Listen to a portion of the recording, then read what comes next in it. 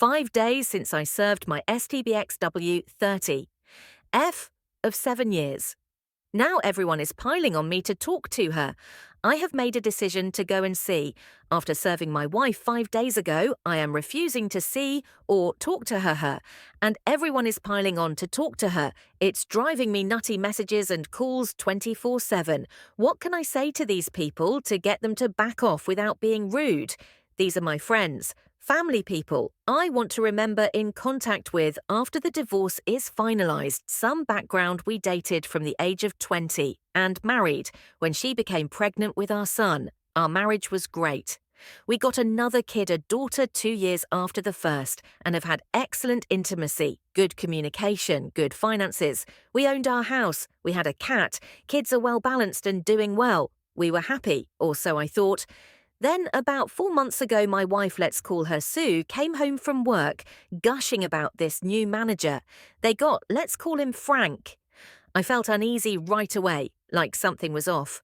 I smiled and asked a few questions, like if he was married, did he have kids, where did he live, etc. She tells me he is on his second marriage and have 4 kids in total. I was thinking this was probably a crush. I have had those, but they usually pass, so I decided to just wait. It would probably just go away over the next week. This would happen every day, and I got more and more uneasy. I decided I need to see if something more was going on. So I told Sue that I got a virus alert on the home network and that I needed to update the virus software on her pad, her mobile and her laptop. She has no IT skills whatsoever. She gave me her equipment, and I installed remote monitoring software and key logging from the best online service I could find. Best $20 a month subscription I ever got. A few days later, I saw the first text messages going back and forth between them. They were pretty innocent, mostly work-related. Still, the frequency escalates a little over the next 4-6 weeks and gets more personal. I do a soft confrontation with my wife. She comes home from work and I stare at her intensely. Sue, what is wrong? Me, have you crashed the car or something? Sue, what? No, me, you look like you have done something wrong and you are trying to hide it. Sue, no, I am not. What are you talking about? Me, you look Gil of something. Are you lying to me? Is there something you need to tell me? Sue, no, I just had a long day at work, blah, blah, the next few days. There was fewer messages between them, but they are quickly back at it in full force. The messages start to get flirty. I softly confront her again. Again, she lies to my face. I decide this will probably end badly at around the 2-month mark, and I decide to prepare for the worst. I also start to prepare myself emotionally. Over the next 2 months, their exchanges evolve into a full-blown emotional affair, and it's getting more and more sexual. I confront my wife repeatedly. I don't present any evidence. She keeps lying. I am not going to force her to stop, after all. She is a grown woman, and she makes her own choices. She lies to my face again and again. I feel a gigantic rift opening up between us. Intimacy also stops, I find. I am checking out of the marriage in parallel with activities. I am devastated, but working out a lot and steeling myself for the reality that the only likely outcome at this point is divorce. I get a lawyer, I prepare the paperwork, and I even hire a guy to be on standby to serve her. If and when I decide to pull the court, then I see the first messages where they plan to meet up. I am actually relived since I can finally decide to end it. Just watching this train boogie say unfold is agonizing. I rent a room on the same floor on the day they are planning to meet up, and I get my guy ready to serve her in the hotel. D-Day arrives, she lies and tells me she has to work overtime. I drive to the hotel and wait for her to arrive. Me and the guy I hired to serve her go up about 10 minutes after she gets into the elevator, and we go up to her floor. The elevator needed a key card. It is the only reason I rented a room. We go to the door. I hear moaning. So they are already at it. I hide around the corner, and he bangs loudly on the door. They go quiet. Frank, what is it serving? Guy, I have an urgent delivery for Sue. Sue, what is it serving, Guy? I don't know, Mum. I have just been told it's urgent. It has to be delivered to you right now. And after some more back and forth, the wife finally opens the door in a rope-serving Guyu last name wife yes. She gets the envelope, and I pop out to sign the form. My wife sees me and just goes white. I sign the papers I need to sign and walk over to her. She doesn't move. I don't know what is going on with her. She looks confused to say the least, like what she is seeing doesn't compute. I had prepared for this moment. I look into the room. Me, hey Frank, show yourself. I know you were in there. He looks around the corner and is obviously scared. Did you enjoy my wife, Frank? Or is it lying to your own wife that gets you off? Or is it having several mistresses at once? Frank, is it lying to and cheating on everyone? Is that it, Frank? Silence, then I look at my wife. Me, see, you didn't really think you were the only side chick this guy had. Did you? You are one of three. As far as I know, I just made this up. I have no idea if he has other mistresses than my wife. I just needed to be mean and ruin what they had going on. Misu, listen to me. You are single now, so don't let me disturb anymore. You can go back to continue your activities. Then I stormed off. I started crying. But I wasn't going to let them see that, so I ran down the stairs instead of waiting for the elevator on my way. I heard this primal scream from my wife that was unlike anything I had ever heard before. I took a lot of solace in that scream the last few days. I got in my care and ugly cried for hours. Now I am mostly over it. I'm glad it's done. I can move on. I feel liberated. Actually, I told the kids they are staying with my parents for now. I even started to flirt with a work college. I have got on Tinder. I am chatting with a few women, and it's a great boost for my ego. I am not looking for anything physical or serious. I will probably never trust anyone enough to have long-term relationship again. Anyway, I haven't talked to my wife since she floods me with messages that I just ignore, but everyone is calling me and trying to guilt-trip me, pressure me into talking to her. I have also been thinking about telling Frank's wife if I was her, I would want to know. And I don't think Frank will all of a sudden develop a spine and own up edit. I have decided to tell the wife I have called her and told her the key facts. She didn't believe me outright, so I'm meeting her at a coffee shop within the hour. I have also started to ask the people that call me to ask her why I am not talking to her. It seems to slow down the barrage update 5 days since I served my STBXW3F of 7 years now. Everyone is piling on me to talk to her. Firstly, thank you everyone for your input. It helped me a lot. I've managed to get rid of most callers. There are only a few stragglers left. Still trying to pressure me, I met with Frank's wife, more on that further down. The two best responses turned out to be 1.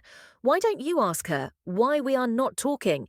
This was very effective. 2. Follow up if number 1 didn't work. Imagine the trauma Sue has inflicted on me for me to go. No contact you pressuring me is adding a lot to my stress. Will you pay for my psychotherapy if I have a total mental breakdown? No, okay, maybe you should stay out of this. Then okay. Click secondly. I think I need to clarify a little. Many seem to think that I had full control and executed a flawless maneuver the entire day. Apart from the 10 minutes when I confronted her, I was a total mess. It took me 2 months of steeling myself and preparation to be able to pull off the 10-minute confrontation. I was hoping she would turn around at the door and come back down. She had dozens of chances to stop and come clean, but she didn't. I guess I was hoping up until the last second that she had stopped, I would have been able to talk about reconciling. Up until the point where they got physical, it took everything I had not to break down in tears in the hotel. In fact, I started crying before I reached the end of the hallway. Also, I didn't do this as some kind of revenge. I did it to break free and regain a bit of my self-worth. Being cheated on was degrading, humiliating, and emasculating. I am a shell of my former self. I do realize that this is because I loved her with all of my heart. And it's why I decided to go and see I don't think I am strong enough yet to face her without breaking down. And I will never, ever again show any weakness in front of her or anyone that might convey that to her. Asking the questions to Frank, surprising and confronting my wife was all about me. Not them. I took back control over my life. but I know I am too weak to hold on to that if I were to meet her today, so I will strengthen my resolve. Steeling myself, I will never again show her any kindness or consideration for her. I will be nothing but a rock-hard, ice-cold, emotionless, indifferent ex-husband. I will burn her in Frank's life to the ground once the divorce goes through. Until then, I will work on bettering myself and getting on with my life. F them. They can do whatever they want. I can't control their choices. I can only control my own. Many have asked how I can be this cold and calculating. I think a few even called me crazy. I don't see it like that. Let me be clear, I don't enjoy this at all. I see it as absolutely necessary actions for my own well-being. And sanity life is change. My marriage, in this case, developed gangrene. So I'm cutting it off before it affects more of my body and causes permanent damage. I have also decided to not flirt or do anything on Tinder. It was a nice ego boost, but I am in a vulnerable state, and I might cause someone else pain since I am not really in control of my emotions at this point. It would be selfish of me to expose anyone else to potential pain just to stroke my own ego. I met with Frank's wife yesterday. We talked for hours at the coffee shop we met. She was devastated. She called Frank and confronted him with me next to her on screen. He begged, pleaded, all the usual stuff she had been preparing for this as we talked, but still she broke down and just hung up on him.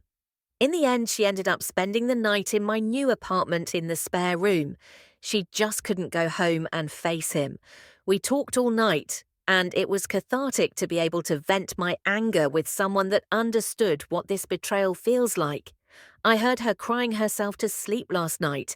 It was heartbreaking. I wanted to go and hug her, but I didn't want to make it weird or make her uncomfortable. I will ask her today if I can do anything to help. I have told her she can stay as long as she wants. Nobody knows about the apartment. Besides me, it's small and doesn't have a lot of furniture, but it has plenty of food and all the amenities you would need. She is trying to get her head on straight before facing Frank. Frank has been blowing up her phone with messages and apologies when I left for work this morning. She still haven't responded to any of them. The only person I have talked to beyond message 1 and 2. If my wife's mother, I like her. She is very nice, and she has always made me feel welcomed and cared for. She told me that my wife would be committed to a mental EFAC facility. Due to talking about terminal self-harm, she has been in a bad way. Apparently since the hotel, I told her that she is no longer my responsibility. She made these choices, she will need to deal with the consequences. I would appreciate it if she didn't update me on my wife, since it was already painful enough, and that I needed distance to properly separate myself from her. I informed her that there is absolutely 0% chance of reconciliation. The divorce will go through, we will not communicate at all outside of issues related to our children, and that will all be done, and writhing. I have enough just dealing with myself at the moment, so I am not as strong as many seem to think. I managed to pull myself together just enough to cut the cord after 2 months of intense effort, and I would probably devolve into a sobbing mess if I met her today. I need time to heal, and everyone calling prevented that. So thank you again, Reddit, for helping me fend off the well-meaning people that were injecting themselves into my relationship on my wife's behalf. You guys are awesome Redditors' reactions. Redditor 1, great revenge fantasy. Redditor 2, stay strong, and I wish you a better future.